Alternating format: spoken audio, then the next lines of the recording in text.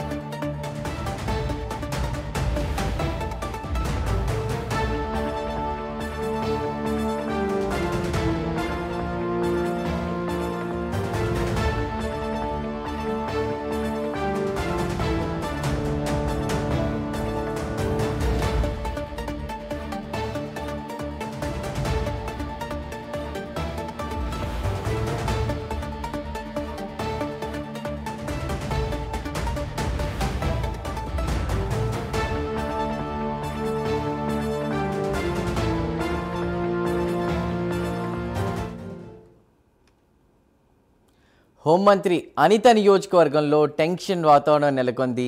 ఇవాళ Rajayyapeta bulk drug park మత్స్యకారులకు YCP నేతలు మద్దతు తెలుపనున్నారు. ఇందులో భాగంగా రాజయ్యపేటకు ఎమ్మెల్సీ బొత్స సత్యనారాయణ, మాజీ మంత్రి కురసాల కన్నబాబుతో పాటు మరో 43 మంది వెళ్లనున్నారు. మరోవైపు ఎస్ రాయవరం మండలం అడ్డరోడ్ జంక్షన్లో ఎన్టీఆర్ విగ్రహాన్ని హోంమంత్రి వంగల్పూడి అనిత, మంత్రి కొల్లు రవీంద్ర, టీడీపీ రాష్ట్ర అధ్యక్షుడు పల్లా శ్రీనివాస్ ఆవిష్కరించనున్నారు. అనంతరం బహిరంగ సభలో పాల్గొనున్నారు. దీంతో అప్రమత్తమైన పోలీసులు రాజేపేటలో భారీగా మోహరించారు.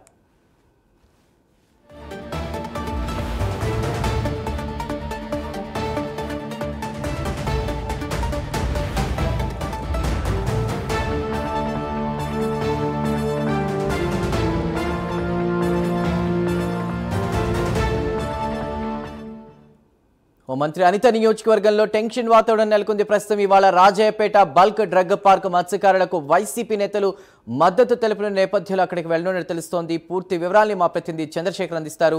చంద్రశేఖర్. Good morning Chandu. చూసుకుంటే అనకాపల్లి జిల్లా నక్కపల్లిలో గత కొద్ది రోజులుగా కూడా అక్కడ ఉన్నటువంటి మత్స్యకారులు ఏదైతే చేపడుతున్నటువంటి బల్క్ డ్రగ్ పార్క్ వ్యతిరేకంగా ధర్నా అయితే నిర్వహిస్తున్నారో, అయితే వారికి మద్దతు తెలిపేందుకు ఈ రోజు ఉమ్మడి విశాఖ జిల్లాకు సంబంధించినటువంటి వైసీపీ నేతలంతా కూడా వెళ్లేటటువంటి పరిస్థితి కనిపిస్తుంది. దాదాపు 48 మంది సభ్యులు ఈ రోజు అయితే నక్కపల్లి ప్రాంతానికి అయితే చేరుకుంటున్నారు. నక్కపల్లి ప్రాంతంలో ఉన్నటువంటి ఏదైతే రాజయ్యపేటలో ఏర్పాటు చేయబోతున్నటువంటి బల్క్ డ్రగ్ పార్క్ ఏదైతే ఉందో, బల్క్ డ్రగ్ పార్క్ వ్యతిరేకంగా కూడా ఇప్పటికే మత్స్యకారులంతా కూడా ఆందోళన బాట పట్టిన పరిస్థితి కనిపిస్తుంది. దాదాపు 40 రోజులకి చేరుకున్నటువంటి ఆందోళన కార్యక్రమం ఈ రోజు వైసీపీ నేతలంతా కూడా మద్దతు తెలుపుతారు. మద్దతు తెలిపినటువంటి తమ ఏదైతే కార్యక్రమం ఉందో ఆ కార్యక్రమంలో ముందస్తుగానే పోలీసులంతా కూడా భారీగా మోహరించినటువంటి పరిస్థితి కనిపిస్తుంది. ప్రధానంగా చూసుకుంటే ఈ రోజు చూసుకుంటే ఏదైతే అడ్డరోడ్డు ప్రాంతంలో కూడా స్వర్గీయ నందమూరి తారక రామారావుకు సంబంధించినటువంటి విగ్రహం ఏర్పాటును కూడా ఇటు టీడీపీ నేతలు అయితే చేపడుతున్నారు. అక్కడికి రాష్ట్ర హోంమంత్రి వంగల్పూడి అనితతో పాటు మంత్రి కొల్లు రవీంద్ర, అలాగే ఏదైతే టీడీపీ పార్టీకి సంబంధించినటువంటి అధ్యక్షుడు పల్లా శ్రీనివాస్ కూడా వెళ్ళనున్నటువంటి నేపథ్యంలో ఈ రోజు ఇటు వైసీపీ అటు టీడీపీ మధ్య కూడా పెద్ద ఎత్తున కూడా అక్కడ చేరుకున్న పరిస్థితి కనిపిస్తుంది. నేపథ్యంలో పెద్ద ఎత్తున కూడా పోలీసులు అయితే మోహరించినటువంటి పరిస్థితి కనిపిస్తుంది. ముఖ్యంగా చూసుకుంటే ఎలాంటి అవాంఛనీయ సంఘటనలు చోటు చేసుకోకుండా ముందస్తుగానే భద్రతా బలగాలను కూడా అక్కడైతే ఏర్పాటు చేశారు. అయితే ప్రధానంగా చూసుకుంటే రాజయ్యపేటకు సంబంధించినటువంటి ఏదైతే బల్క్ డ్రగ్ పార్క్ సంబంధించినటువంటి ఇష్యూ ఏదైతే ఉందో ఆ ఇష్యూలో గత కొంతకాలంగా అక్కడ ఉన్నటువంటి మత్స్యకారులంతా కూడా ఆందోళన చేస్తున్నట్టు పరిస్థితి కనిపిస్తుంది. ముఖ్యంగా చూసుకుంటే ఈ నెలలోనే ఆ 12వ తేదీని కూడా వారంతా కూడా హైవేను కూడా నిర్బంధించినటువంటి పరిస్థితి కనిపించింది. పూర్తిగా కూడా అక్కడికి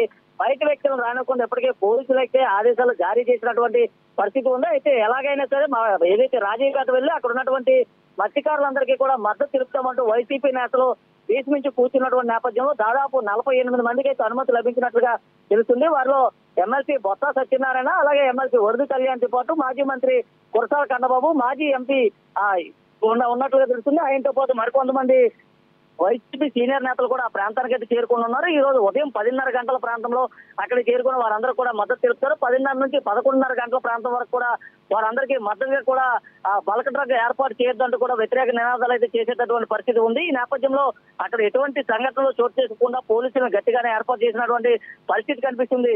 Chandu. Shekhar, thank you. Right Chandrashekhar, thank you.